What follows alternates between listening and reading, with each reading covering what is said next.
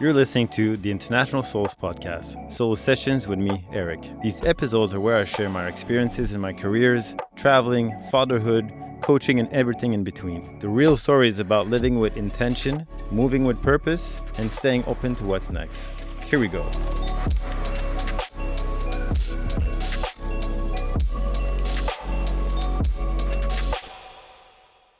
What's up, guys? Welcome to the International Souls Podcast with me, Eryck. This is a solo session, and this specific episode, I want to share the story on how I got discovered and started my whole modeling career. For me, this was a specific moment in time where everything completely changed. It gave me the opportunity to become a man very young and also to start traveling and becoming independent and to learning more about this whole modeling career and business and behind the scenes and the highs, the lows, the reality of it.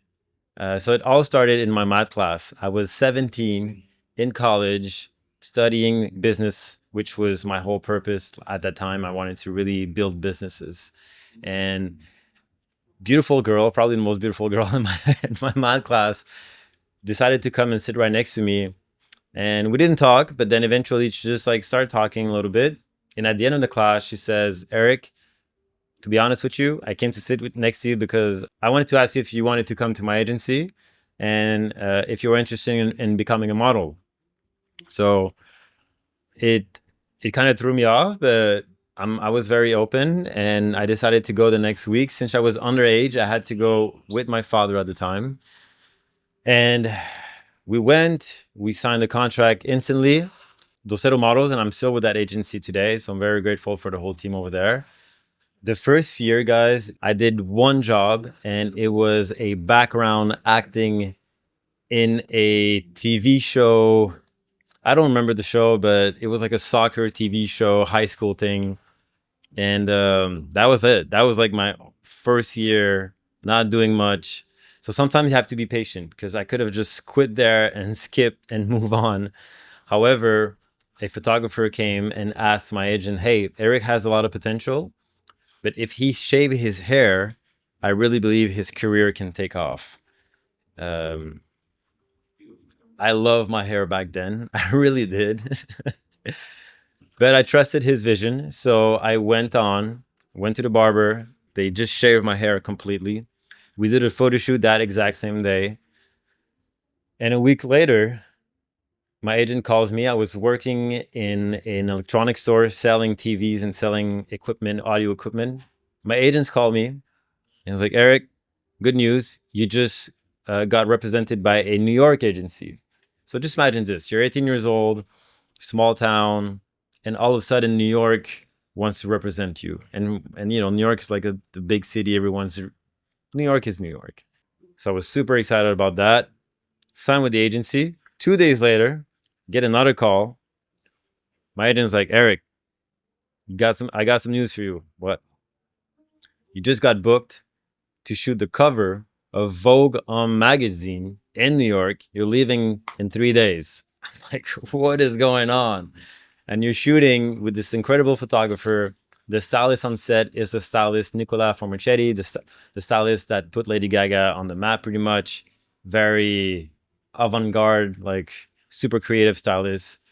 And I was like, okay, here we go. So I had to take a bus. I took the bus. I paid for the bus. Took the bus. Went to New York. Slept on my agent's couch. So it's not like as glamorous as you think. Slept on my agent's couch. I think the booking was paying like $100. But when you book like these covers and editorials, they normally don't actually pay. It's more about the exposure and the experience, but a lot about the exposure. It just brings me back to, to that moment. So I arrive on set after sleeping on the floor at my agent's house. Huge shed. A lot of people are there, probably like 30, 40 people. There's 8 other models on set. I'm the new fresh guy that never really did any modeling experience before. And probably one of the first shot I have to do, believe it or not, I had a real shark jaw around my neck in like these underwear with this crazy light. And I had to start doing these like really Vogue-esque pose with the shark jaw. with my fresh haircut, brand new haircut, and it was just like surreal, you know. But I just went with it. They had a great director on set, so I was just very comfortable, and yeah, the shot came out really well. The cover came out a few weeks later, and that's what really kick launch my modeling career at 18. So I come back to school in college. That was like the whole experience was about 5 days, 4 days. Come back to school, and I'm in my business classes, and I'm just thinking about the experience I just have, like New York, the energy. I just stepped into the modeling world, and I wanted to taste some more. I'm like, what is this? What is all of this? I was just thinking about that. So my agents called me. It's like, Eryck, Fashion Week is in 1 week. We would love for you to come here. There's a lot of interest in you. You like the whole Vogue shoot really started to create a hype. But if you come, you have to stay for New York for at least 3 weeks to 4 weeks because there's the castings, the fittings, and then the fashion week. So that means I'll have to miss almost a month of college, which was no bueno at the time. So I advised all my teacher, I'm like, you know what? I'll do it. Taking that leap of faith. I was just trusting that was what I had to do. So I actually quit my job, believe it or not. I quit my job because they didn't want to let me go for 1 month. I'm like, okay, well, too bad. Quit the job. Told my teachers I'll be back in a month. I'm like, Eryck, you're gonna miss like 20% of the school session semester. I told them it's fine. I'll do it by distance, which I didn't really do anything over there, but that's another story. So I arrived in town. I'm still crashing. I brought a yoga mat by bus. I put that on the floor at my agent's house, super small apartment. And another guy was in town and he was also crashing at my agent's house. He didn't have the yoga mat. He was crashing literally on the floor. I think the next day we were walking down doing a bunch of castings. We saw a sofa in New York outside, like just being ready to be dumped. We brought it in. We walked about 5 or 6 blocks with the sofa, brought it in the apartment so this guy can sleep on the sofa. So he slept on the sofa the whole month. That was like just left to be dumped outside. Just to paint you a picture of what it's like to be model life at the beginning. So that was in 2000, I think 11 or 10, and Google Maps didn't really exist at that time. I was like barely starting. So I was running around New York with my map each morning, putting down, I had like 10 to 12 castings per day, just meeting everyone in town and just writing everything in and just trying to figure out the city, the metro system. It was wild. It was super wild. And like, I think the biggest challenge for me, regardless of like sleeping on the floor on the yoga mats and running all over town, was really I was missing my parents, my family, my friends, and my girlfriend at the time. That was what was kind of like, bringing me down every now and then.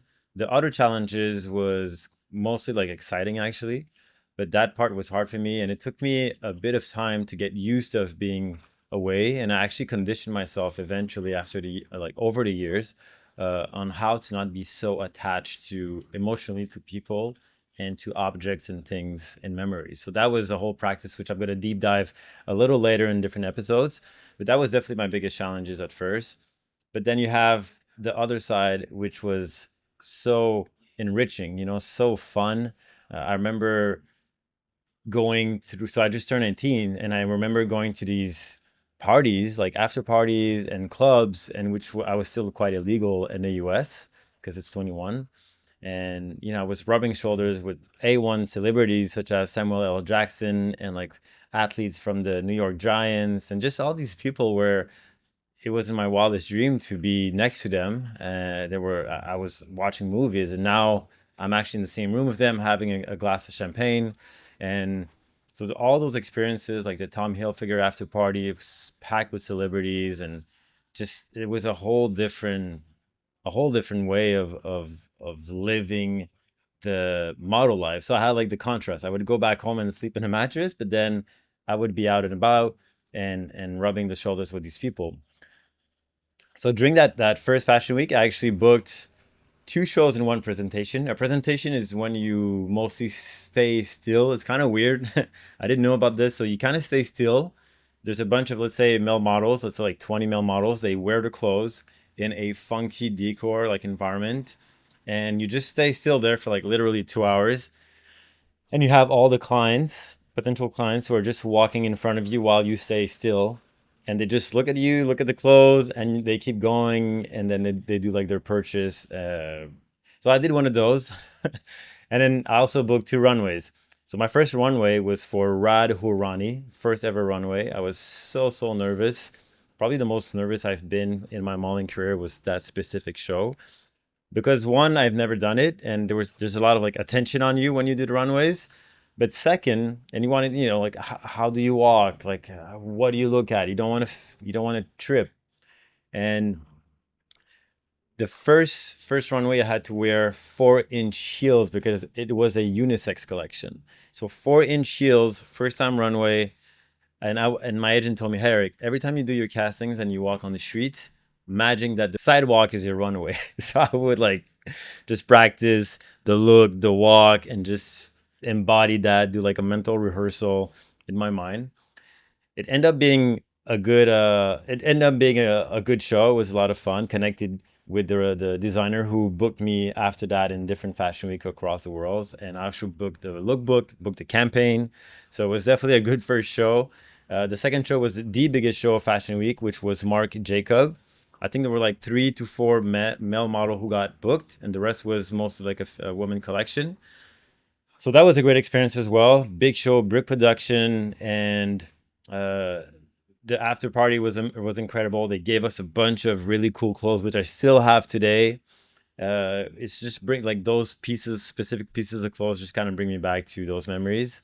So that was really nice. So having those experiences, from the castings to booking, and starting to understand a little more how the fashion week business happens, and also knowing, okay, well, when you travel, there's a lot of challenges. You miss your family, and so I'm bringing all of that back to my hometown.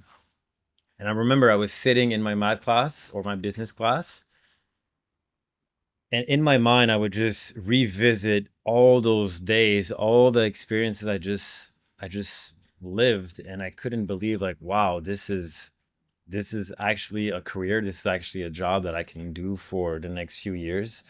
And I was so intrigued, and I wanted to taste more of it because I just had like a small appetizer. So after a few days coming back to school, I had a call with my agent, and it's like, Eryck, good news, you just signed with all the best agencies in Europe because of the success I had with my first fashion week. So sign me up with Paris, London, Milan, I think like even Copenhagen, I think Germany. Like, he just crushed it, crush, represented me all over the world, like in Europe, sorry. And he's like, if you're open to it, they would love to have you for Fashion Week in Europe in January. And this is like Super Bowl time. This is like the Super Bowl of modeling for Fashion Week. So think about all the incredible brands from Gucci, Versace, Louis Vuitton, and all the like Italian brand, French brand, Thierry Mugler, the Jean-Paul Gaultier, all of that. So imagine everyone just flying to Europe and willing to have a piece of those bookings. So that was a whole different experience, which I'm going to share you in the next episode. So this is how I started to model. This is how my first journey to go from complete newbie to doing a first fashion week, my first big shoot. This was my first breakthrough as a model. I've learned so much through that experience, but that is only the beginning. There's so many incredible stories that comes along. Travel to all these different countries, and partners with all these brands, and a lot of highs, a lot of lows. But in the next episode, I'm going to share you all about my first European tour in Fashion Week, how it went, all the successes, all the failures, and everything in between. So guys, if you like this episode, subscribe, like, share the love. For me, this is all come from the heart. I want to share with you these experiences. There's a lot more coming.